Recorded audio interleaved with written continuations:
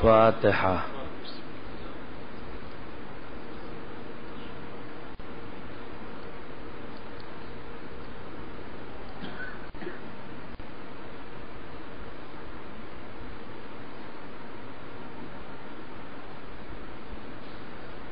ما شاء اللہ لا حول ولا قوة الا باللہ العلی العظیم. اعوذ باللہ من الشیطان اللعین الرجیم. بسم اللہ الرحمن الرحیم. الحمد للہ رب العالمین والعاقبۃ للمتقین والجنة للموحدین والنار للعاصین وللکافرین.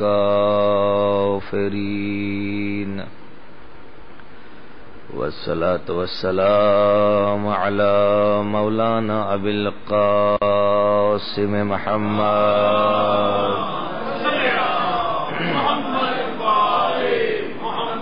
وآلہ الطیبین الطاہرین المعصومین المظلومین ولعنة اللہ علی اعدائهم اجمعین. اما بعد فقد قال اللہ تعالی فی القرآن الحکیم. بسم اللہ الرحمن الرحیم. هل يستوي الذين يعلمون والذين لا يعلمون.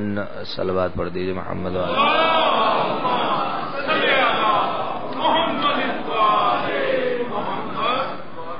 اس سے پہلے کہ ہم اپنی گفتگو کا آغاز کریں آپ حضرات سے التماس ہے ایک مرتبہ سورہ حمد اور 3 مرتبہ سورہ اخلاص کی تلاوت فرما کر مرحوم خواجہ محمد اشرف مرحوم، خواجہ نیاز مرحوم، خواجہ کمل مرحوم، خواجہ جاوید مرحوم اور دیگر مومن المومنات کی روح کو ارسال فرما دیجیے.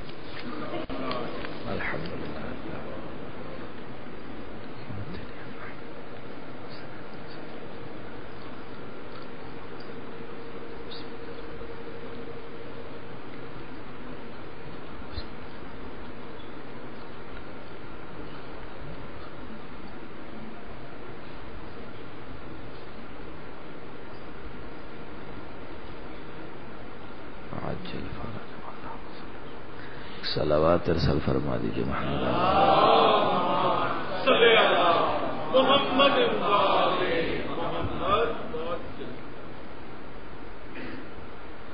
عزیزان گرامی اور برادران اسلامی اور مسلمانان حسینی، آج ہمیں تاخیر ہو گئی. بہرحال پہلا روز تھا، انشاءاللہ کل سے اپنے صحیح وقت پر مجلس شروع ہوگی اور ہم بھی 8 بجے مجلس شروع کر دیں گے. قرآن حکیم کے جن الفاظ کو آپ حضرات کی خدمت میں پیش کیا ہے اس میں ارشاد احدیت ہو رہا ہے. هل يستوي الذين يعلمون والذین لا يعلمون. کیا وہ لوگ برابر ہو سکتے ہیں کہ جو صاحبان علم ہیں ان لوگوں کے کہ جو علم نہیں رکھتے؟ یہ قرآن حکیم ذہن انسانیت کو جھنجھوڑتے ہوئے ایک مقام پہ لا کے سوچنے پہ مجبور کر رہا ہے. اے حضرت انسان، وہ لوگ جو علم نہیں رکھتے اور جو صاحبان علم ہیں کیا دونوں برابر ہو سکتے ہیں؟ یہ میری خوش نصیبی اور خوش بختی کہ پہلی مرتبہ شہر لاہور کے اندر اس جگہ پر خطاب کرنے کی سعادت نصیب ہو رہی ہے کہ جس جامعہ نے علماء فقہا مراجع پیدا کیے ہیں. اور مجھے یاد ہے کہ جب ہندوستان میں ابتدائی تعلیم کے لیے میرا ایڈمیشن ہوا تھا، اس وقت بھی اگر پاکستان کے اندر کسی دینی درسگاہ کے نام سے ہم واقف تھے تو وہ جامعۃ المنتظر تھا. لیکن یہ ذکر محمد و آل محمد کا صدقہ ہے. اب یقین کیجیے جب میں اندر داخل ہوا تو یقین نہیں کر پا رہا تھا کہ یہ شیخ الجامعہ اختر عباس صاحب قبلہ کی درسگاہ یہ ان مراجع کی درسگاہ ہے کہ جو آج مرکز تشیع پر بیٹھ کے علم کی دولت لٹا رہے ہیں. تو اسی لیے مناسب سمجھا اس آیت کی تلاوت کر دی کہ کیا صاحبان علم اور علم نہ رکھنے والے دونوں برابر ہو سکتے ہیں؟ عزیزو، یہ تحریک اعضا، یہ ادارہ اعضا، یہ تہذیب اعضا. ہم نے 3 جملے کہیں، یہ تحریک اعضا، عزاداری ہماری تحریک ہے، یہ تہذیب اعضا. اگر ہم اپنی تہذیب پیش کر سکتے ہیں تو یہ عزاداری امام حسین ہے. اور یہ ادارہ اعضا، یہ مجلس صرف مجلس نہیں ہے بلکہ مکمل ایک ادارہ ہے. اب دیکھیے، میں نے کہا تحریک اعضا، بہت ساری تحریک دنیا میں جنم لیتی ہیں، لیکن اگر کوئی مناسب ادارہ سہارا نہ دے تو دفن ہو جاتی ہیں. اور بے شمار ادارے بھی وجود میں آتے ہیں، ان اداروں کو کوئی تحریک نہیں ملتی تب بھی دفن ہو جاتے ہیں. اور اگر ادارہ بھی ہو، تحریک بھی ہو، لیکن اقدار انسانیت کے لیے دونوں مل کے کوئی تہذیب پیش نہ کر سکیں، تب بھی نہ ان اداروں کا کوئی فائدہ ہے نہ ان تحریکوں کا کوئی فائدہ ہے. بحمدللہ یہ مجلس امام حسین بیک وقت ہماری تہذیب بھی ہے، تحریک بھی ہے، ادارہ بھی ہے.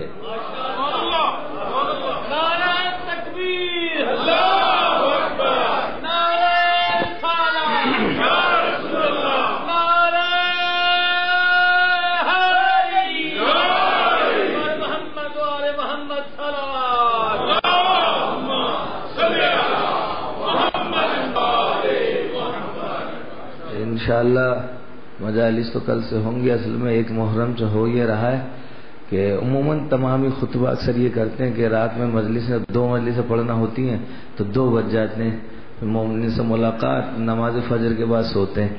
تو یہی میرا بھی ایک محرم سے معمول ہے. لیکن آج صبح حیدرآباد سے جب ہم نکلے کراچی ایئرپورٹ آئے اور ایئرپورٹ سے یہاں تک ابھی یہاں آ کر کے صرف 1 گھنٹہ سوئے ہیں، تو ظاہر سی بات ہے ایک کیفیت ہے. لیکن چند چیزیں میں اس خمسے کے لیے، یوں تو یہ سلسلہ ابتدا سے بزرگ علماء خطبہ کو سماعت فرما رہے ہیں، اس اپنے خمسے کی میں اذان کہہ رہا ہوں. انشاءاللہ نماز با جماعت ہم لوگ 5 روز پڑھیں گے.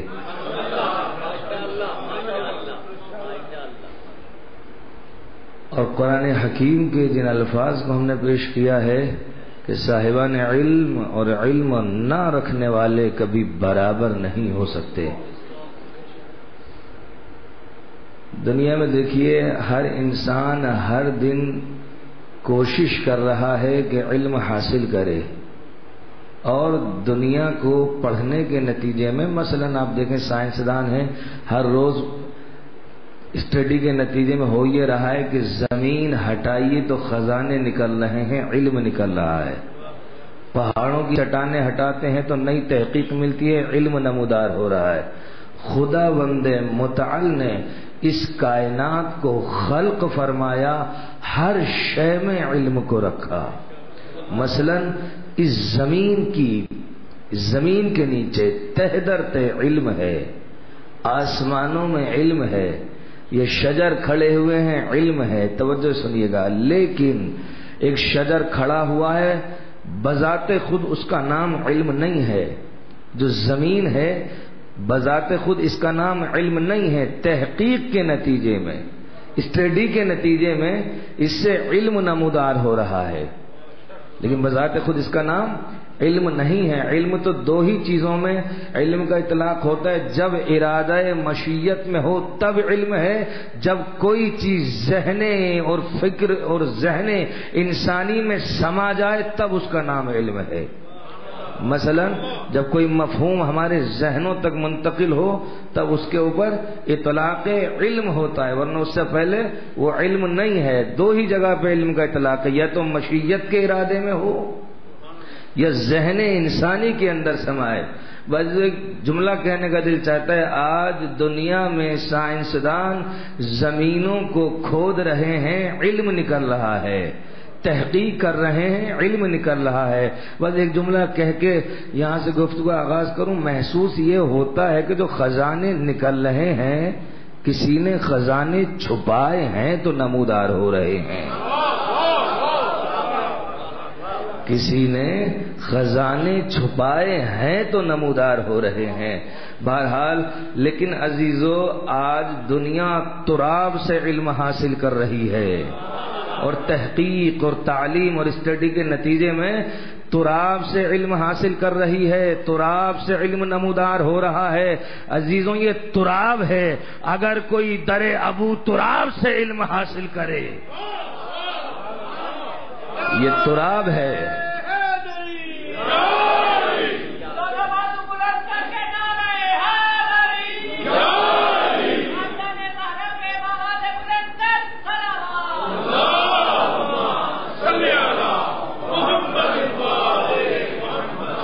اس کائنات کے ذرے ذرے کو خدا نے خلق فرمایا، اس میں علم رکھا۔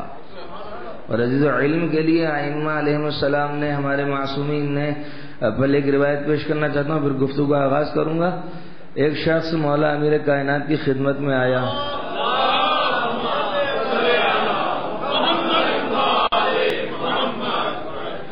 اپنے نوجوان برادران سے توجہ چاہتے ہیں۔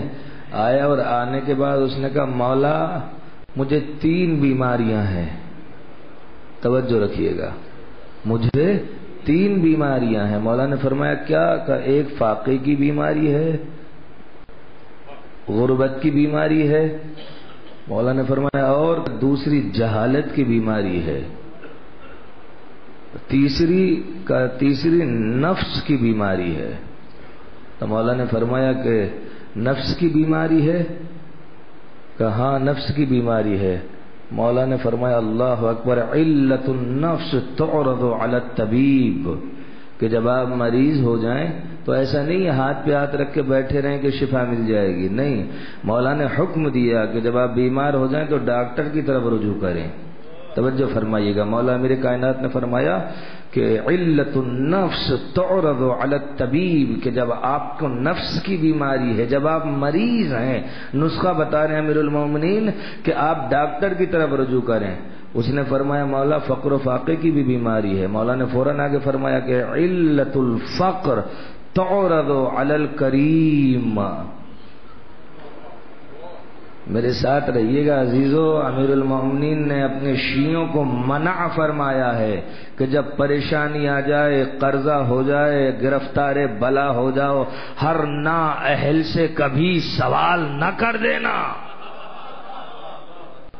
علت الفقر تعرض علی الکریم، کسی کریم کو تلاش کرنا، اس لیے کہ اگر جس سے سوال کیا ہے کریم نہ ہوا، کہیں ایسا نہ ہو آپ کی عزت نفس سے کھیل جائے اور آپ کی اہانت کر بیٹھے۔ فرمایا مولا فاقے کی بیماری ہو گئی، نفس کی بیماری ہو گئی. تیسری بیماری جہالت کی بیماری ہے. مولا نے فرمایا علت الجہل تعرض علی العالم، کہ جب آپ جاہل ہیں تو اس بیماری کو دور کرنے کے لیے عالم سے رجوع کریں.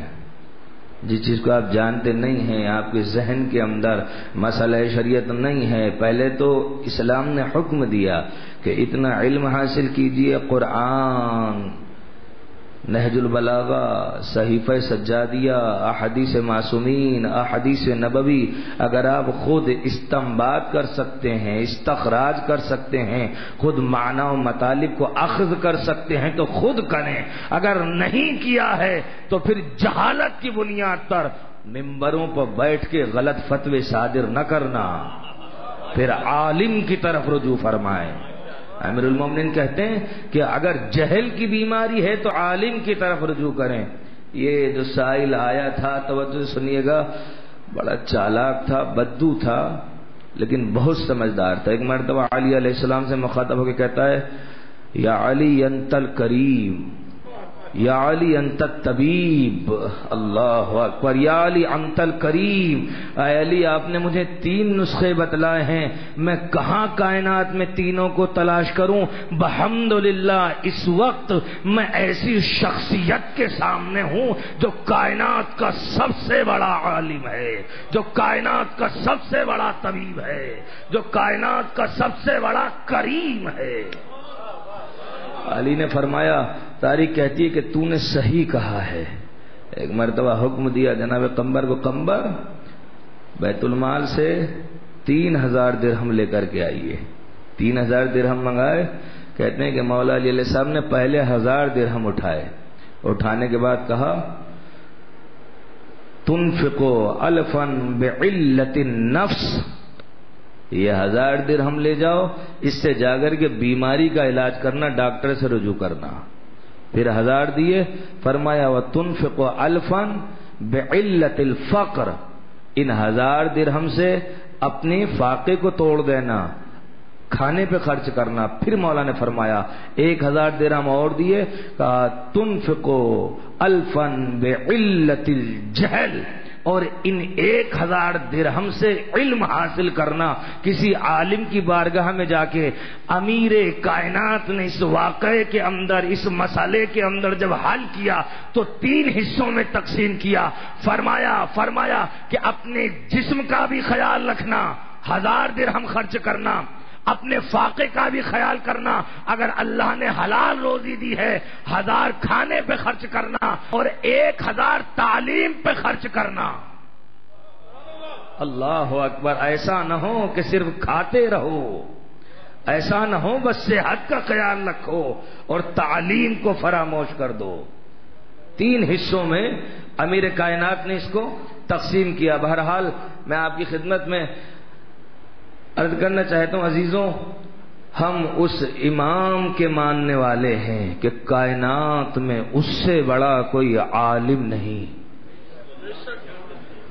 یہ جوانان مکتب تشیع کا فخر ہے، باشندگان تشیع کا فخر ہے کہ ہم اس امام کے مطیع و فرمانبردار ہیں کہ کائنات میں ہمارے امام کے علاوہ آج تک کسی کی جرأت نہ ہو سکی کہ وہ منبر پہ جا کے دعویٰ کرے سلونی سلونی قبل ان تفقدونی. یہ ہمارے مولا کا شرف ہے، یہ مکتب تشیع کا فخر ہے. علی کے علاوہ پوری کائنات میں آج تک کسی نے یہ چیلنج نہیں کیا، اور اگر کیا ہے تو شرمندہ ہونا پڑا، اگر جرأت کی ہے تو شرمندہ ہونا پڑا. عزیزوں، اس خمسے کے اندر ہم کوشش کریں گے کہ ہر روز اہل بیت علیہ الصلوۃ والسلام کا ذکر کرتے ہوئے، فضائل پڑھتے ہوئے، ہر روز ایک ایسے فقیہ کا ذکر کریں کہ جس کا تعلق سرزمین بر صغیر سے ہو، اور جس نے امامت اور ولایت کے لیے خدمت انجام دی ہو. دیکھیے ہم لوگ شیعہ ہیں، شیعہ آل محمد، لیکن یہ شیعت ہم تک پہنچی کیسے؟ یہاں تک اس کاروان شیعت کو پہنچایا کس نے؟ یہاں تک لا کے ہمارے دلوں میں ولایت کو منتقل کس نے کیا؟ اس سرزمین پہ، بر صغیر پہ، جہاں پہ ہم قیام پذیر ہیں، کیسا کیسا وقت پڑا شیعوں پر، اور کن کن مراحل میں ان محدثین نے، ان فقہا نے اس کاروان شیعت کو آگے بڑھایا۔ بغیر کسی تمہید کے اگر اجازت ہے تو آج ہم اس عظیم المرتبہ شخصیت کا ذکر کرنا چاہتے ہیں۔ نوجوان تشریف فرما ہے، ہم علی کے شیعہ ہیں۔ شیعہ کس کو کہتے ہیں؟ کہ جو امیر المومنین کو خلیفہ بلا فصل مانتا ہو اور امیر المومنین کی اولاد میں آنے والے ائمہ کی امامت کا اقرار کرتا ہو، وہی شیعہ ہے۔ یہ شیعہ کی تعریف ہے نا، کہ جو امیر المومنین کو خلیفہ بلا فصل مانتا ہو اور ائمہ کی امامت کا معترف ہو، اس کو شیعہ کہتے ہیں۔ لیکن اگر یونیورسٹی میں، کالج میں، باہر روڈ پر نوجوانوں سے کوئی یہ کہے کہ ٹھیک ہے دیکھیے ممبروں پہ علماء آپ کے پڑھتے ہیں، دلیلیں دیتے ہیں، پر ہماری سمجھ میں نہیں آتی، کوئی ایسی کتاب پیش کریں کہ جس پر ہم امامت اور ولایت کو پڑھیں تو اس کے بعد ان دلیلوں کو کوئی رد نہ کر سکے۔ ایک کتاب کا کوئی نام پوچھ لے کہ کوئی ایسی کتاب پیش کیجئے ولایت اور امامت پر کہ جس کو کوئی رد نہ کر سکے۔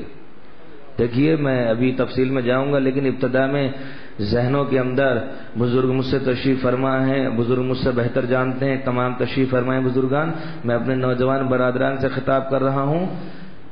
یہ بھی فخر ہے شیعان بر صغیر کا، جبکہ میں ادنا طالب علم ہوں، حوزہ علم نجف اشرف کا، میرے سامنے جتنا میرا مطالعہ ہے نجف اشرف کے فقہا، مراجع، حوزہ علم قم مقدس کے علماء، محدثین کی تاریخ موجود ہے، لیکن اس کے بعد میں یہ دلیل دے رہا ہوں اور نام پیش کر رہا ہوں، اور اس کے بعد دلیل بھی دوں گا جن علماء کو ہم کہتے ہیں کہ وہ آخری منزل ہیں، انہوں نے کیا کہا ہمارے علماء کے متعلق، وہ کیا سمجھتے تھے ہمارے فقہا کو۔ ہم نے آنکھیں تب کھلی جب بر صغیر میں زوال تھا، لیکن آج میں اس عروج کی بات کرنا چاہتا ہوں کہ جب اہل نجف بر صغیر کے فقہا پر اور ان کی لکھی ہوئی کتابوں پہ فخر کرتے تھے۔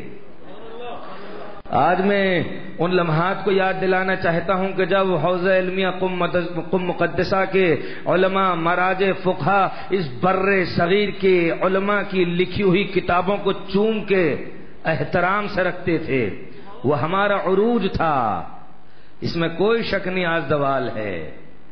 اس لیے کہ ایک وقت وہ تھا، ایک وقت میں 5 5 8 8 مسلم مراجع تھے اس سرزمین پر۔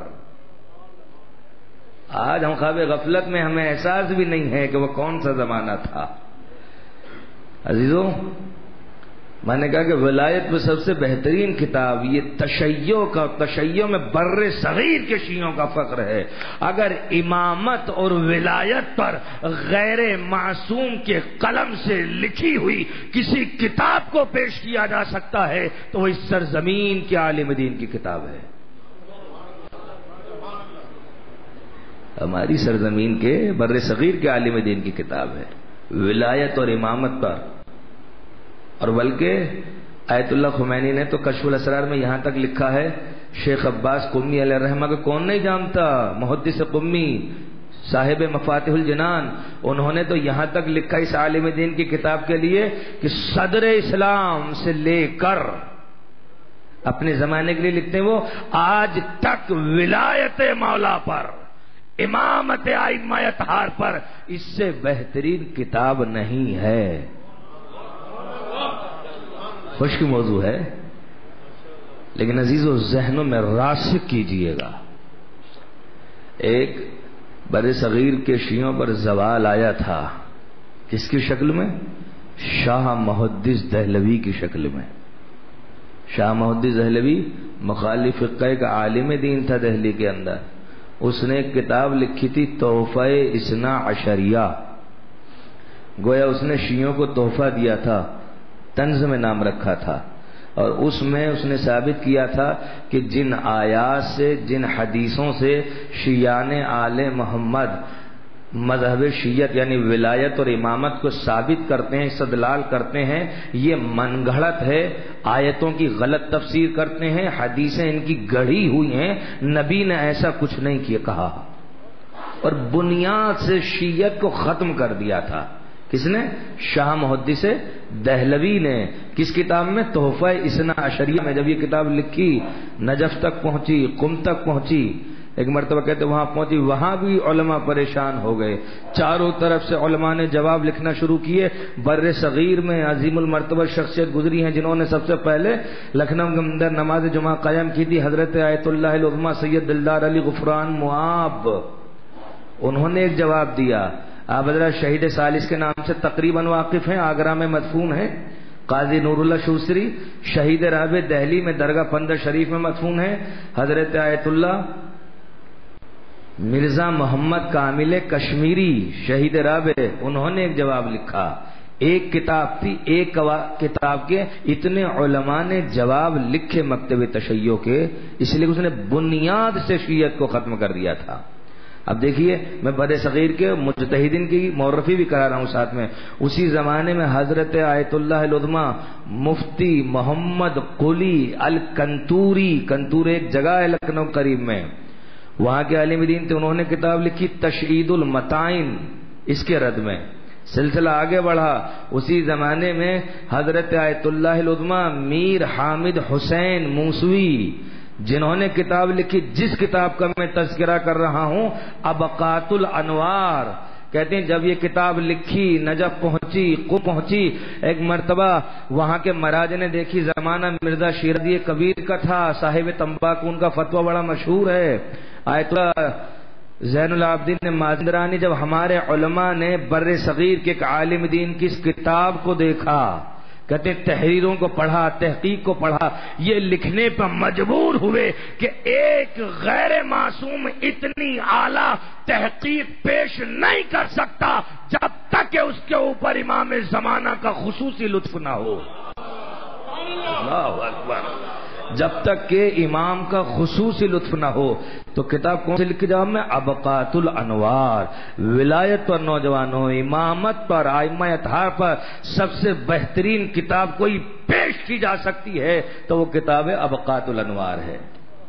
اور یہ فخر ہے بر صغیر کے شیعوں کا، وہ ہماری سرزمین کے فقیہ کے قلم سے لکھی گئی۔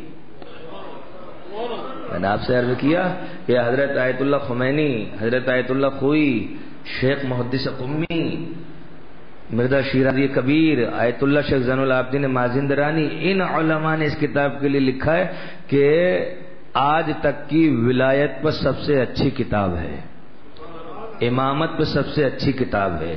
محسن امین عاملی صاحب اعیان الشیعہ کو اٹھائیے، اس میں تحریر پڑھیے ان کی، انہوں نے کیا لکھا ہے اس محدث کے لیے۔ بس بہرحال مجھے بتانا یہ ہے کہ جب اگر ہم شیعہ ہیں تو خالی خاموش بیٹھ کر کے کام نہیں چلے گا، سلسلے کو آگے بڑھانا ہے۔ شیعہ کو کیسا ہونا چاہیے؟ آیت اللہ میر حامد حسین نے جب دیکھا کہ شاہ محدث دہلوی نے امامت کے رد میں کتاب لکھی ہے، مثلا اس نے حدیث غدیر، من کنتو مولا ہو فہذا علی مولا، اس پہ لفظ مولا سے بحث کی اس نے، بس تاکہ آپ حضرات بالکل سناٹا نہ چھا جائے تو میں تھوڑی سی تشریح بھی کرتا چلوں۔ لفظ مولا پر حدیث غدیر، اس نے کہا بھائی مولا بنایا، بعض علماء کا کہنا ہے، بعض محدثین کا مولا بنایا نہیں تھا، اور بعض نے کہا ہے کہ مولا بنایا تھا تو مولا کے معنی دوست کے ہیں۔ توجہ سنیے گا، آیت اللہ میر حامد حسین نے لکھا ٹھیک ہے مولا کے معنی دوست کے ہیں تو کم سے کم علی کے دوست ہی بن جاؤ۔ بھائی اگر آپ کے ساتھ بھی ہم چلیں، جہاں تلک ہے ایک ہی رستہ وہاں تلک تو ساتھ چلیں، تو کم از کم علی کے دوست ہی بن جائیے۔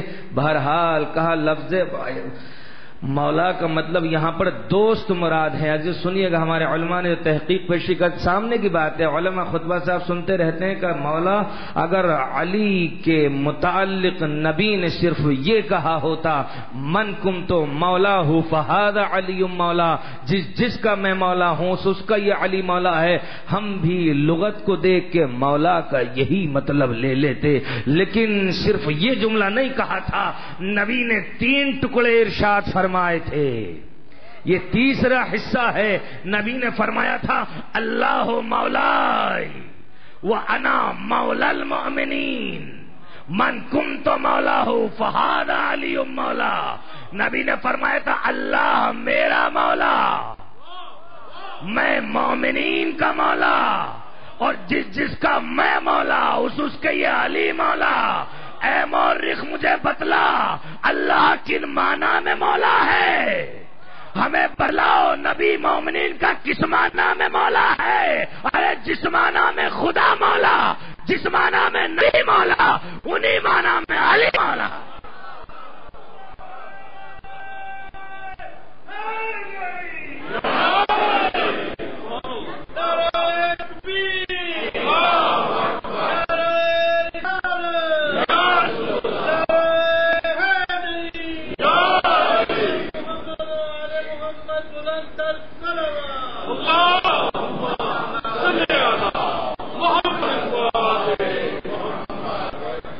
اس میں پریشان ہونے کی تو بات ہی نہیں ہے. جب 3 ٹکڑے ہیں تو جو پہلے میں لفظ مولا کے معنی لیجئے, جو دوسرے ٹکڑے میں مولا کے معنی لیجئے, اس میں جھگڑنے کی کون سی گنجائش ہے؟ تیسرے ٹکڑے میں بھی تو وہی معنی ہوں گے. اب ہمیں بتلاؤ اللہ تمہارا دوست ہے, نبی تمہارے دوست نے اسی معنی میں مولا ہے. تو اس طرح کی دلیلیں دیتے گئے. لیکن جیسے مولا بنایا سن 10 ہجری میں, بس عزیزوں میں ساتھ چاہتا ہوں, اس لیے کہ مجھے خود بھی معلوم ہے میں چاہوں تو اس موضوع کو چھوڑ کر کے آپ کی خدمت میں روایت پڑھتا رہوں اور آپ خوش ہوتے رہیں, سرفراز ہوتے رہیں, لیکن اس فکر کو بھی آگے بڑھانا ہے کہ کاروان شیعت کا دفاع ہمارے علماء نے, ہم جو ممبروں پہ آگے فضائل پڑھتے نا, بڑے سے بڑا عالم, بڑے سے بڑا خطیب, بڑے سے بڑا ذاکر اور چھوٹے سے چھوٹا عالم, چھوٹے سے چھوٹا ذاکر جو فضائل ممبر پہ آ کے پڑھتا ہے, یہ ذہنوں میں رکھیے گا. اگر اردو کتاب سے بھی پڑھ کے ممبر پہ آ کے بیان کر رہا ہے, اس ایک لائن کو جس طریقے سے روایات اور احادیث سے نکالا ہے وہ خود کسی اور کی تحقیق نہیں ہوتی, وہ انہی علماء اور فقہا کی تحقیق ہوتی ہے جو ہم پڑھ رہے ہوتے ہیں. بعض لوگ سمجھتے ہیں جتنے فضائل ہیں جو ان پر تحقیق پیش کی وہ ہمارے علماء نے ان کو حاصل کیا, روایت کی چھان بین کی, ہم تک پہنچایا ہے. بہرحال جب انہوں نے یہ کتاب لکھی ہے, غدیر میں مولا بنائے 10 ہجری کے اندر, آیت اللہ میر حامد حسین کی اس کتاب کی معرفی آخر اتنا بڑا مقام ملا کیوں؟ کتابیں تو بہت لکھی جاتی ہیں, انہی کے زمانے میں ان کے والد نے کتاب لکھی, ان کے بیٹے بر صغیر میں تقلید ہوتی تھی حضرت آیت اللہ العظمیٰ میر ناصر حسین موسوی سرکار ناصر الملت, بزرگان تمام حضرات ان کے نام سے واقف ہیں. آیت اللہ ناصر الملت کے تقلید ہوتی تھی ان تمام علماء راجے کی, انہوں نے کتابیں لکھی. آخر میر حامد حسین کی کتاب کو اتنی شہرت کیوں ملی, آخر یہ مقام کیوں ملا؟ جتنا جس کا خلوص ہوتا ہے ائمہ علیہم السلام اتنا ہی نوازتے ہیں. کہتے ہیں جب یہ کتاب لکھی شاہ محدث دہلوی نے تو آپ کو حدیث غدیر کی تحقیق کے لیے ایک حوالے کی ضرورت تھی. مثلا ہے کیا, 10 ہجری میں مولا بنایا تو آیت اللہ میر حامد حسین نے 10 ہجری سے لے کر کے آج تک کے تمام راویوں کے نام پیش کیے. مثلا 10 ہجری میں اس راوی نے اس حدیث کو پیش کیا, اس کا باپ یہ تھا, دادا یہ تھا, بیٹے یہ تھے, شاگرد یہ تھے, اساتذہ یہ تھے. 12 ہجری میں فلاں راویان نے پیش کیا, ان کا نام یہ تھا, شجرہ یہ تھا, تعلیم یہ تھی, شاگرد یہ تھے, اساتذہ یہ تھے. 13 ہجری, 14 ہجری, 15 ہجری, اس زمانے تک لے کر کے تحقیق کرتے ہوئے. یہ وہ سفر ہے جو بغیر تائید امام ممکن نہیں. یہاں تک لا کر کے کھڑا کیا نہ پہنچے، ان کو ایک حوالے کی ضرورت تھی، فقیہ کس کو کہتے ہیں اور فقیہ کی ولایت کی معرفت کا کیا درجہ ہوتا ہے۔ انہوں نے پڑھا، اور یہ واقعات آپ کتاب نفحات الاظہار میں آیت اللہ سید علی میلانی نے، آغا بزرگ تہرانی نے، الذریعہ میں آیت اللہ میر حامد حسین کے حالات کے اندر، اور دیگر علماء نے، مثلا محسن امین عاملی نے اعیان الشیعہ میں، اور دیگر علماء نے اس چیز کو لکھا ہے کہ آپ کو ایک حوالے کی ضرورت تھی۔ اتنا بڑا فقیہ، معلوم ہوا کہ ایک حنفی عالم دین ہے مدینے میں، اس کے گھر کی ایک لائبریری ہے، پہلے علماء کے گھروں میں لائبریریاں ہوتی تھی مخصوص، اس میں یہ حوالہ موجود ہے۔ جہازوں کے سفر نہیں تھے، ہم صبح حیدرآباد میں تھے، کراچی آئے، 1 گھنٹہ 20 منٹ میں لاہور پہنچ گئے، یہ زمانہ نہیں تھا۔ وہ کشتیوں کے سفر، مہینوں میں سفر ہوتے تھے۔ معلوم ہوا کہ مدینے میں فلاں عالم دین کی لائبریری میں یہ حوالہ موجود ہے۔ شب غدیر حضرت آیت اللہ سید بحر العلوم میر دامادی حفظہ اللہ نجف فرش میں میرے استاد ہیں، میں نے خود ان کے منہ سے بھی بعین ہی اس واقعے کو سنا ہے نجف میں۔ کہتے ہیں کہ آیت اللہ میر حامد حسین کو معلوم ہوا فلاں لائبریری میں یہ حوالہ حدیث غدیر کا موجود ہے اور کہیں نہیں ہے۔ آپ نے سفر کیا مدینے کا، خود عالم تھے، باپ عالم تھے، دادا عالم تھے، بھائی عالم تھے، اچھے گھرانے سے تعلق تھا۔ مدینہ پہنچے، دق الباب کیا، باہر نکلا وہ عالم دین، کہا میں ایک مسافر ہوں، ہند سے آیا ہوں، کیا ممکن ہے کہ مجھے نوکری مل جائے آپ کی لائبریری میں خادم کی؟ سنیے گا عزیزان، فقہاء نے ولایت کو ہم تک کیسے پہنچایا، کس طریقے سے منتقل کیا۔ کیا ممکن ہے کہ خادم کی نوکری مل جائے؟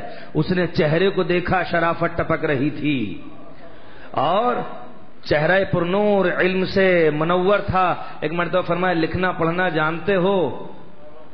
کہ بحمدللہ اچھے سے۔ نوکری مل گئی خادم کی۔ کہ کتنے دن رہنا چاہتے ہو؟ کہ 6 مہینہ 1 سال۔ بس یہاں پر رک کے نوجوانوں، اس زمانے میں یہ ڈیجیٹل کیمرے نہیں تھے، کتاب لیجئے فوٹو کھینچ لیجئے، گھر میں گاڑی میں بیٹھ کر کے پڑھ لیجئے گا۔ اس زمانے میں فوٹو اسٹیٹ مشینیں نہیں تھیں، کتاب رکھیے، کاپی کیجئے اور لے کے چلے جائیے۔ کہتے ہیں کہ نوکری خادم کی ایک ولایت کے لیے حوالہ نکالنے کے لیے، اتنے بڑے فقیر نے خادم کی نوکری کی۔ روز لائبریری میں جھاڑو بھی لگاتے ہیں، کتابوں کی صفائی بھی کرتے ہیں، اور جیسا کہ میں نے عرض کیا اس زمانے میں جو کچھ تھا ہاتھ سے لکھنا تھا، آپ فوٹو کاپی نہیں کر سکتے تھے، پوری کتاب کو بعین ہی اپنے ہاتھ سے قلم سے لکھا۔ جب 6 مہینہ مکمل ہو گیا اور آپ نے پوری کتاب کو لکھ لیا، حوالے کو لکھ لیا، 6 مہینے کے بعد کا اجازت ہے کہ میں واپس جاؤں؟ جب واپس آ رہے تھے بس یہاں تک لانا تھا، کشتی کا سفر تھا۔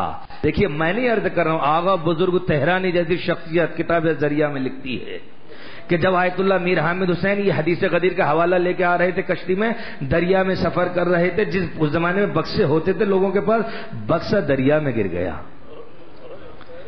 جب دریا میں یہ بکسا گر گیا، کہتے ہیں بغیر جان کی پرواہ کیے بغیر آپ پانی میں کود گئے، کسی طریقے سے بکسے کو بھی بچایا، خود اپنی جان بھی بچائی، تب حوالہ لے کر کے آئے۔ ابقات الانوار کو اس طریقے سے لکھا، یمن کا سفر کیا، عراق کا سفر کیا۔ اسی لیے آغا قم مقدسہ کے اندر بروجردی سے کسی نے کہا مجھے غدیر کے متعلق ایک آرٹیکل لکھنا ہے۔ میرے سامنے 2 کتابیں، حضرت آیت اللہ علامہ امینی کی کتاب الغدیر اور حدیث غدیر ابقات الانوار کی 2 جلدیں۔ آغا کون سی کتاب کو مرکز بناؤں مقالہ لکھنے کے لیے؟ سنیے گا، آغا نے فرمایا اے محقق سن، جب میر حامد حسین نے ولایت پہ قلم اٹھایا تھا بر صغیر میں، اس وقت ہمارے سامنے علمی میراث جمع نہیں تھی، اور ہماری علمی میراث جل چکی تھی۔ ہلاکو خان کے زمانے میں کتنی کتابیں جلی، ہماری علمی میراث ہمارے سامنے نہیں تھی، لیکن جب علامہ امینی نے الغدیر لکھی تو ابقات الانوار موجود تھی، اب کہیں جانے کی ضرورت نہیں تھی۔ لہذا کبھی بھی ابقات الانوار پہ الغدیر کو بھی فوقیت نہیں دی جا سکتی.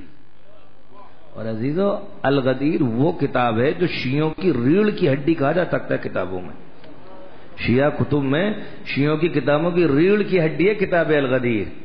اور بہرحال خود آپ الغدیر کا مقدمہ پڑھیے. آیت اللہ عبد الحسین امینی نے جب یہ کتاب لکھی تو 6 مہینے تک لکھنؤ کا سفر کیا اور لکھنؤ میں جا کے میر حامد حسین کی لائبریری میں قیام کیا، وہاں سے پوری تحقیق لی.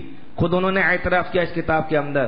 بس بتانے چاہ رہا ہوں اتنی خدمت کرنے کے بعد ایک فقیہ کی کیا معرفت ہوتی ہے. جب آخری اور رکیے، جب جواب لکھا مقبول، یہ شہرت کیوں ملی؟ غیر منقسم ملک تھا. آیت اللہ میر حامد حسین کی کرامات میں سے جب ولایت پہ کتاب لکھی دفاع اہل بیت علیہ السلام کے لیے، 3 چیزوں کی ضرورت ہوتی ہے کتاب لکھنے کے لیے: قلم، کاغذ، سیاہی. اس ملک کا نہ قلم استعمال کیا لکڑی، نہ کاغذ، نہ سیاہی. اسلامک ممالک سے کاغذ منگاتے تھے. کیا احتیاج ہے! اسلامک ممالک سے لکڑی منگاتے تھے قلم کے لیے، اسلامک ممالک سے سیاہی روشنائی منگاتے تھے. تب ولایت کے لیے آپ نے قلم چلایا. جب ابقات الانوار آ گئی، آخری عمر ہے، یہاں سے شروع کر رہا ہوں. تمام علماء نے آپ کے حالات میں لکھا، اتنا دفاع کیا ولایت امامت کا. آخری عمر میں سیدھے ہاتھ سے لکھ نہیں سکتے تھے، کام نہیں کرتا تھا ہاتھ. پھر اتنا لکھا، دونوں ہاتھوں نے لکھنا چھوڑ دیا تھا. ذہن میں تصور جاتا ہے کہ 100 سال سے زیادہ عمر رہی ہوگی کہ جب انسان کے ہاتھ کام نہیں کرتے ہیں. کتنا لکھا اہل بیت کے لیے اس شخصیت نے.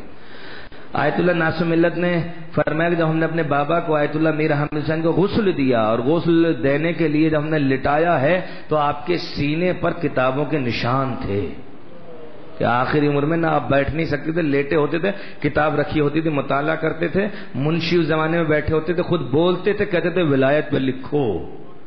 ہم بولتے ہیں آپ لکھیں. آخری عمر ہے. بس اس روایت کو سنیے گا، پھر آگے بڑھانا چاہتا ہوں گفتگو کو. آپ تشریف فرمائے بیٹھے ہوئے ہیں. ان کے بھانجے تھے ایک علامہ لطیف حسین جو قلم بنایا کرتے تھے چاقو سے. کہ جب آخری وقت آیا آیت اللہ میر حامد حسین کا، گریہ فرما رہے ہیں. میں نے کہا ماموں گریہ کیوں کر رہے ہیں؟ کہا مجھے لگتا ہے میرا آخری وقت ہے، میں مذہب شیعت کی کوئی خدمت نہ کر سکا.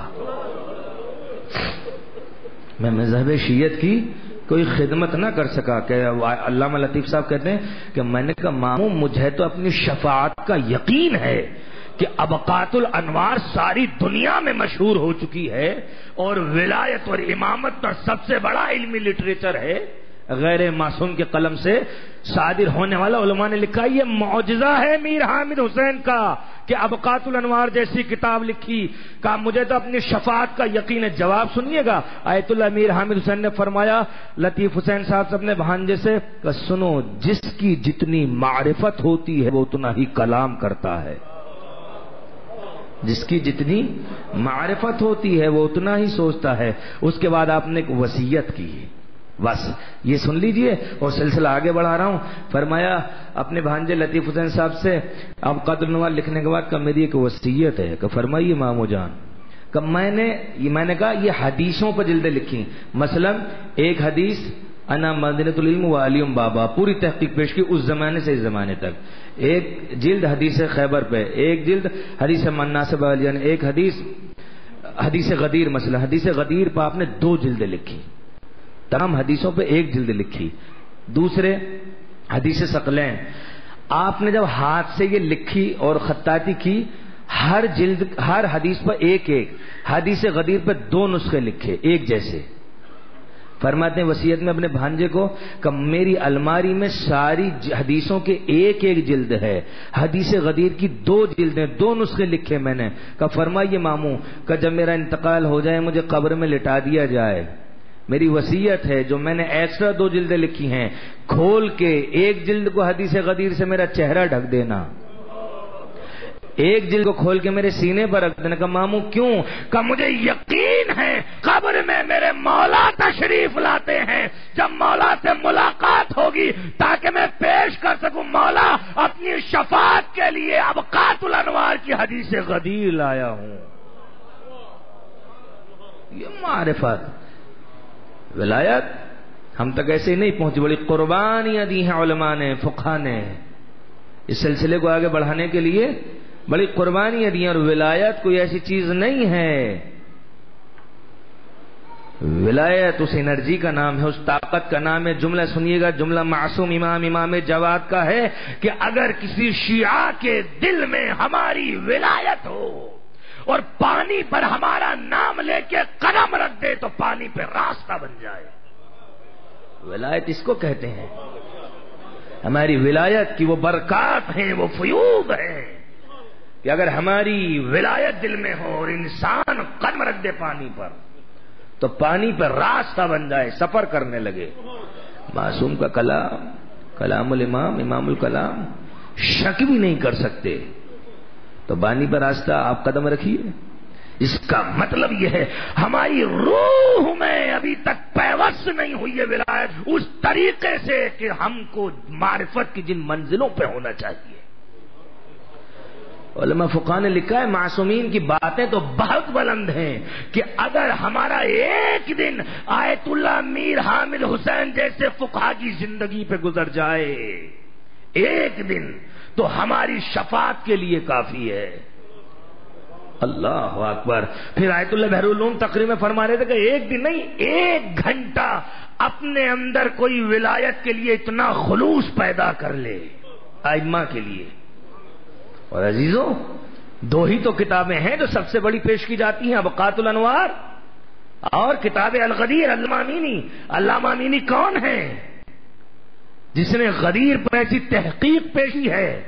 علامہ امینی عزیزوں، یہ کتابیں میں خالی یہ نہیں بتانا کتابیں لکھی کہ معرفت کیا تھی، اہل بیت سے رشتہ کیا تھا۔ ہم صلوات پڑھتے ہیں،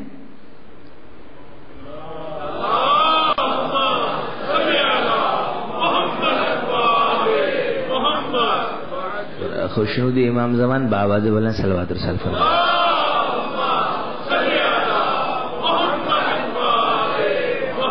کیونکہ ذہن میں بات آ گئی ہے، علامہ امینی فرماتے ہیں کہ اگر کوئی صلوات پڑھنے کے بعد ایک فقرے کا اضافہ کرے وَعَجِّلْ فَرَجَهُمْ وَعَجِّلْ فَرَجَهُمْ، تو آپ نے اتنی بڑی کتاب لکھی، کتاب الغدیر۔ کہتے ہیں کوئی ایک مرتبہ بھی کہے تو میں حدیث اللہ اکبر غدیر پر جو میں نے کتاب الغدیر لکھی ہے اس کو برابر کا اس کے ثواب میں شریک قرار دیتا ہوں، ایک جملہ کہنے پر امام کو۔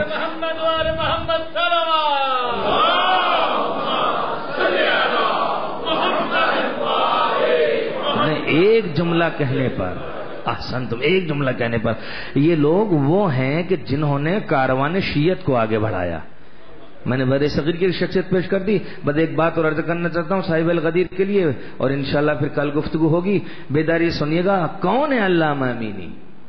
ایران گئے، ایک بخارا کا رہنے والا عالم دین سے ملاقات ہوئی مشہد میں، اس نے فرمایا کہ آپ امینی خوب پڑھتے ہو ممبر سے کہ آپ کے مولا علی ایک رات میں 1000 رکعت نماز پڑھتے تھے، یہ کیسے ممکن ہے کہ ایک انسان ایک رات میں 1000 رکعت نماز ادا کرے؟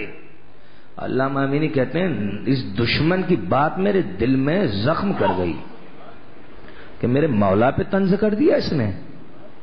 کہتے ہیں میں حرم گیا امام رضا علیہ السلام کے، میں نے جا کے زری کو پکڑ کر مولا بہت درد ہے، میں سو نہیں پایا ہوں کل سے، اس لیے کہ میرے مولا کے لیے جو کہہ دیا ہے کہ کیسے ممکن ہے ایک انسان 1000 رکعت نماز پڑھے ایک رات میں۔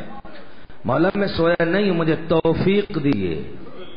علامہ امینی نے عہد کیا، اور جب اس سے بات ہو رہی تھی نا، اس سے کہا رہنے والے کہاں کہ وہ نام پوچھا، پتہ پوچھا، لکھ کے رکھ لیا اپنے پاس، اور فرمایا کہتے ہیں کہ رمضان کا مہینہ تھا، چاند رات تھی، میں حرم میں گیا، حرم میں آنے کے بعد امام رضا علیہ السلام کی جالی پکڑ کر مولا مجھے توفیق دیجئے کہ عملی جواب دے سکوں دشمن علی کو۔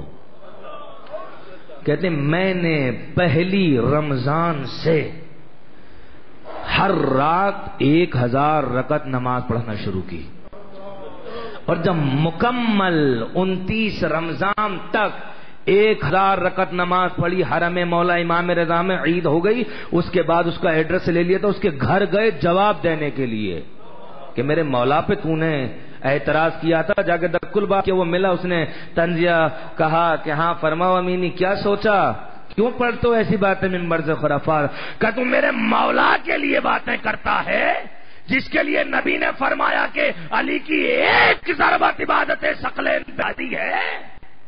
سن، میں علامہ امینی علی کا ایک چھوٹا سا شیعہ ہوں، 1 رمضان سے لے کے آخر رمضان تک ہر روز میں نے 1000 رکعت نماز ادا کی ہے۔ ایسے فقہا، ایسے شیعہ کاروان شیعت کو یہاں تک لے کر گیا کہ دل میں زخم ہو گیا کہ دشمن میرے مولا پہ کوئی اعتراض نہ کرے، عملی طور پہ ثابت کیا۔ اور پھر آپ نے مولا کی ولایت اور امامت پر کتاب الغدیر لکھی۔ معرفت ساری مشکل ہی، سارے مدارج ہی معرفت کے ہیں۔ اہل بیت سے جتنا رشتہ جس کا جتنا قوی ہوگا اتنا ہی اہل بیت کی راہ میں آگے بڑھے گا۔ پیش کر دوں، علامہ امینی کا آخری وقت ہے، ان کے فرزند علامہ ڈاکٹر ہادی امینی فرماتے ہیں میرے بابا کا جب آخری وقت تھا، حالت احتضار میں نجف اشرف میں ڈاکٹر کھڑے ہوئے لیٹے ہوئے، ایک اعرابی داخل ہوا عراقی، اس نے کہا مجھے سوال پوچھنا ہے شیخ ہے۔ ان کے بیٹے نے اور دیگر لوگ جو تشریف فرماتے کہا آغا کی طبیعت ناساز ہے، کیفیت یہ تھی، روح اب نکلی تب نکلی۔ علامہ امینی نے کراتے ہوئے کہا اس کو آنے دو۔ اللہ اکبر۔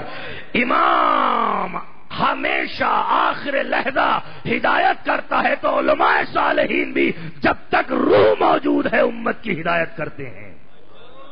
فرمایا اس کو آنے دیجئے، داخل ہوا، علامہ امینی کہا رہے ہیں کیفیت یہ ہے، روح اب نکلی تب نکلی، فوراً کہاتے ہوئے کہا کس کے متعلق سوال کرنا چاہتا ہے؟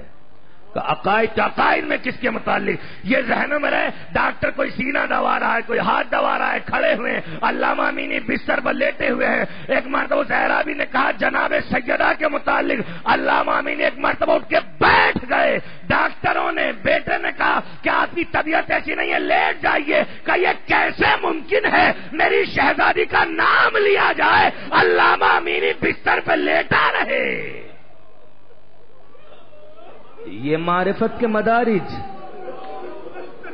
کہ یہ کیسے ممکن ہے میری سیدہ کا نام آ جائے میں بستر پہ لیٹا رہوں۔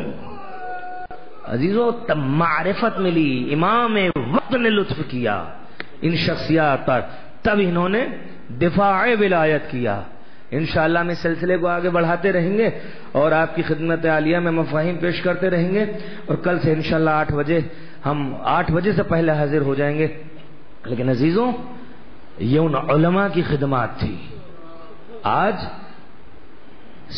جو علماء نے تحقیق پیش کی ہے ہمیں تو ان کا متن بھی معلوم نہیں ہے، اس سلسلے کو آپ کسی کو ہدایت کیا کریں گے؟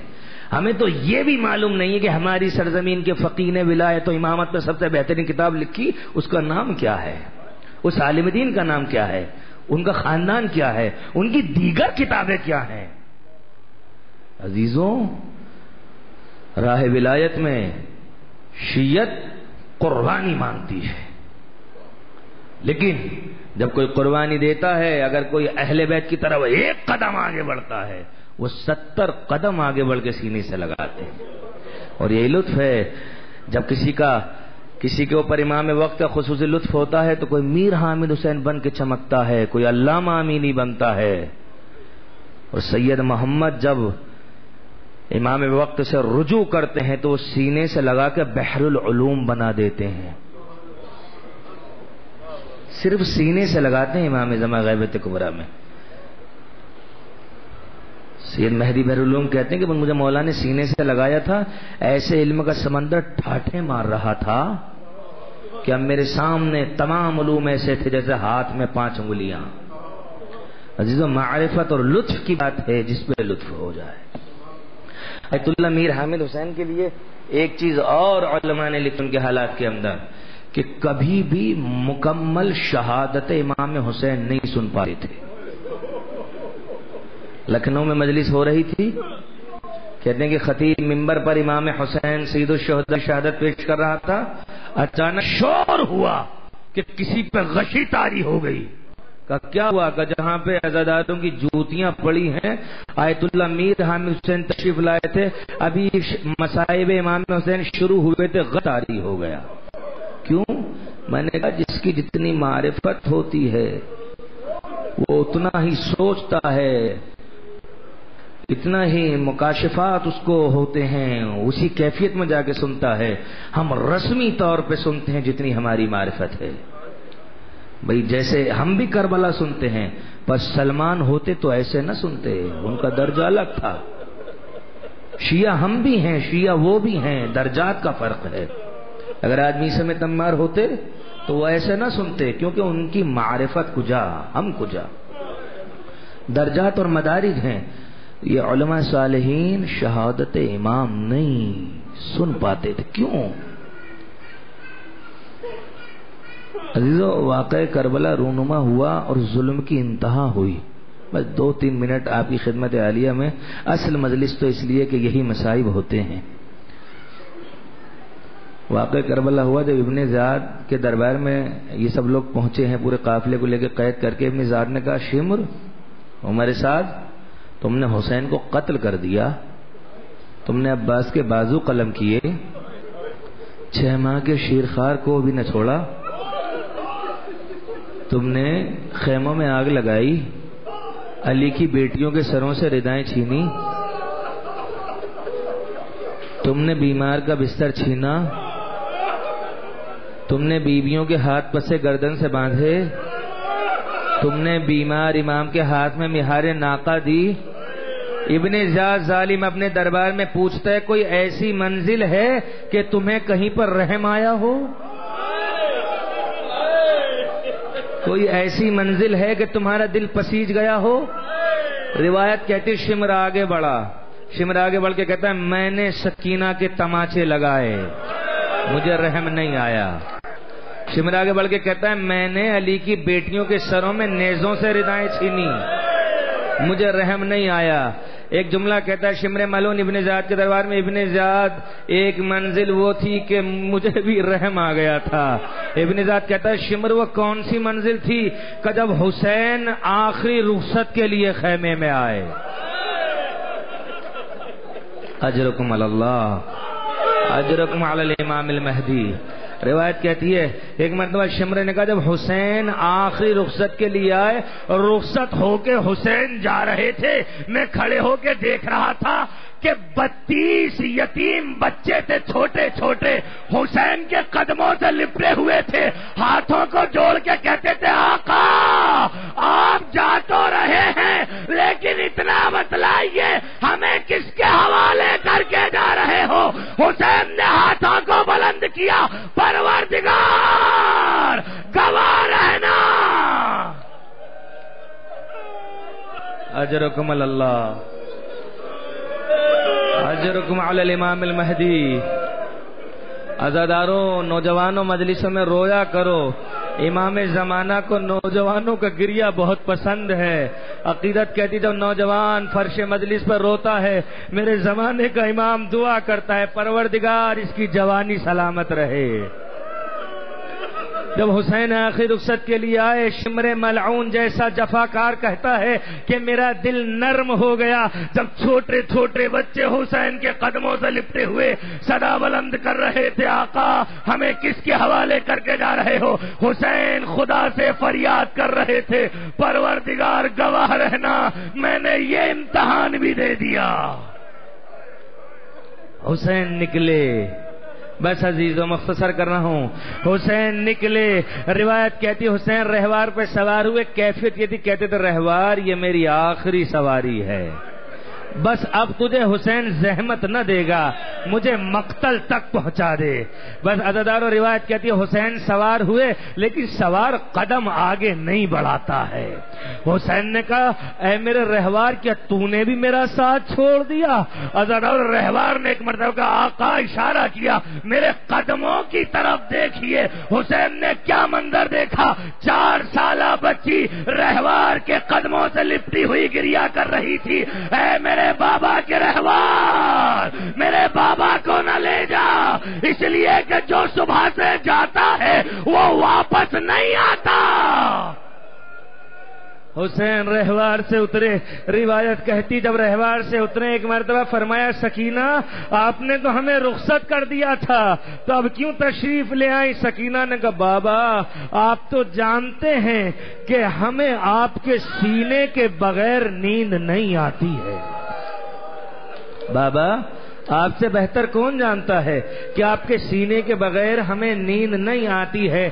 بس عزادار و تاریخ کہتی ہے امام نے فرمایا سکینہ آپ نے ہمیں رخصت کر دیا تھا کہ بابا آخری مرتبہ سینے پر سلا لیجئے۔ بابا عزادار مجھے نہیں معلوم، میرے زمانے کا امام تشریف فرمائے مولا پرسے کو قبول کیجئے گا، توفیق دیجئے گا تو فکرے پڑھ سکوں۔ روایت کہتی کہ کربلا میں روز عاشور 61 ہجری گرمی کا یہ دانہ، یہ تصور تھا، لوگ تصور پیش کرتے حرام مکہ کا دانہ ڈال دیا جاتا تو جل کے راکھ ہو جاتا۔ بچی کی محبت کی خاطر حسین تپتی ہوئی زمین پر لیٹ گئے اور کہا سکینہ آؤ ہمارے گلے لگ جاؤ۔ بچی کو سینے پر لٹا کے حسین مظلوم کربلا نے علی کے شیعوں ایک جملہ کہا سکینہ آج کے بعد بابا کے سینے پر سونے کی ضد نہ کرنا۔ سکینہ کہ بابا کیوں؟ کہ آج سے قانون تبدیل ہو جائے گا، آج سے ہمارے سینے پر بھیا اصغر سویا کرے گا، تم اماں کے سینے پر سونا۔ عزادارو بشری تقاضا ہے، مسلسل مجالس ہو رہی ہیں، ایک محرم صاحب تھک جاتے ہیں اس لیے کہ انسان ہے، رونا تو زینب کا مقدر ہے، رونا تو سید سجاد کا مقدر ہے۔ کربلا سے کوفہ، کوفے سے شام، شام سے مدینے تک یہ گریا کرتے رہے۔ اور روایت کہتی میرے چوتھے امام جب مدینے میں بھی رہے شادیوں میں جانا ترک کر دیا تھا۔ کربلا کے بعد کبھی سید سجاد کے چہرے پہ مسکراہٹ نہ آئی جب تک کہ قاتلوں کے سر نہ گئے۔ یہ رونا، یہ گریا سید سجاد کا مقدر ہے۔ بس عزیزوں میں نے مختصر کیا۔ امام حسین علیہ السلام ایک مرتبہ بچی سے سمجھا کے رخصت ہوئے، جب چلے ہیں بس ایک فقرہ سن لیجئے۔ امام میدان کاردار میں آئے، جنگ کرنا شروع کی، سوال کیا میں نے شریعت کو تبدیل کر دیا، حلال محمدی کو حرام کیا، حرام محمدی کو حلال کیا، مجھے کیوں قتل کرنا چاہتے ہو؟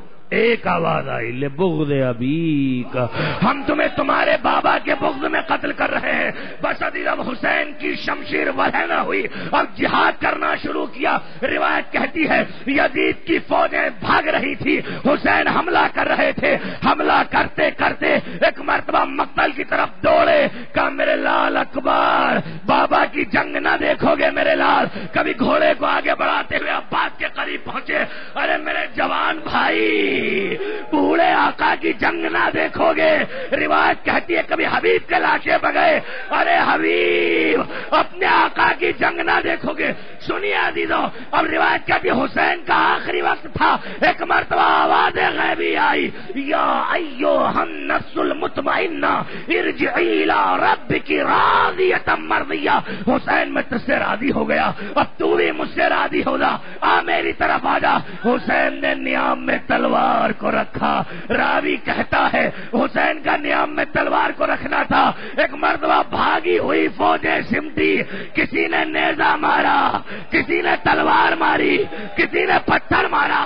حسین نشیب کے اندر تھے، جس کے پاس کچھ نہ تھا گرم خاک اٹھاتا تھا، حسین کے زخموں پر اجرکم اللہ، حسین کے زخموں پہ ڈالتا تھا۔ عزاداروں روایت کہتی ہے امام کا آخری وقت تھا، پشت فرس پہ جھوم رہے تھے، حرملا نے یہ منظر دیکھا، تیر کا نشانہ لیا، امام کے سینے پر تیر لگا۔ حسین رہوار سے زمین پر آئے تڑپتے ہوئے، ایک مرتبہ فرات کا رخ کیا، بھائی عباس جب آپ کی آنکھ میں تیر لگے تو ہم نے نکالے، اب ہمارے سینے کے تیر، ہمارے سینے کے تیر کون نکالے گا؟ میرا دل کہتا ہے لاش عباس تڑپی ہوگی، آقا موت نے مجبور کر دیا۔ عزادارو حسین نشیب میں ہے، شمر ملعون نے یہ منظر دیکھا، خنجر لے کے آگے بڑھا۔ روایت کا جملہ ہے یہ ملعون جب آگے بڑھا، حسین تڑپ رہے تھے، فقہ سنیے 1 منٹ اور مجلس تمام. اس ملعون کے نجس گھٹنے امام کے سینہ اقدس پر تھے. امام کی ریشے مبارک اس کے ہاتھ میں تھی. پسے گردن سے خنجر چلا رہا تھا. شمر کہتا ہے میں امام کے سینے پر سوار تھا. حسین کے لب ہلنے لگے. میں ڈر گیا. حسین بد دعا کر رہے ہیں. اب جب میں کانوں کو قریب لے گیا حسین کے لب ہل رہے تھے. آواز آ رہی تھی ابا ابا. میرے بھائی شمر کو آ کے میرے سینے سے اتارو. انا للہ و انا الیہ راجعون. رضن بقضائہ و تسلیما لامرہ. بسم اللہ الرحمن الرحیم. اللہم کل ولیک الحجۃ ابن الحسن صلواتک علیہ وعلی آبائہ فی ہذہ الساعۃ وفی کل ساعہ ولیا وحافظا وقائدا وناصرا ودلیلا وعینا حتی تسکنہ ارضک طوعا وتمتعہ فیہا طویلا برحمتک یا ارحم الراحمین. پروردگار ان عزاداروں کے ہاتھوں پر اپنی برکتیں رحمتیں نعمتیں نازل فرما. پروردگار ان عزاداروں کو کوئی غم نہ دے سوائے غم مظلوم کربلا. پروردگار جو حضرات مقروض ہیں ان کے قرضوں کو غیب سے ادا فرما. پروردگار ہمارے دلوں کو ولایت آل محمد سے سرشار فرما. پروردگار ہمیں زیارت عتبات مقدسات کی توفیق عنایت فرما. پروردگار ہمارے زمانے کے امام کو ہم سے راضی و خوشنود فرما. پروردگار امام تشریف لائیں تو امام کے لشکر میں شریک ہو سکیں. پروردگار جن مرحومین کے اصالہ ثواب کے لیے مجلس کا سلسلہ رہتا ہے پروردگار جن کے لیے ہم نے فاتحہ پڑھوائی ان کی قبروں پر اپنی برکتیں رحمتیں نعمتیں نازل فرما. ان کو تنہائی قبر فشار قبر سے نجات عطا فرما. ہمارے تمام مرحومین کی قبروں پر پروردگار اپنا لطف فرما. پروردگار ہمارے امام کے ظہور میں تعجیل فرما. ربنا تقبل منا انک انت السمیع العلیم.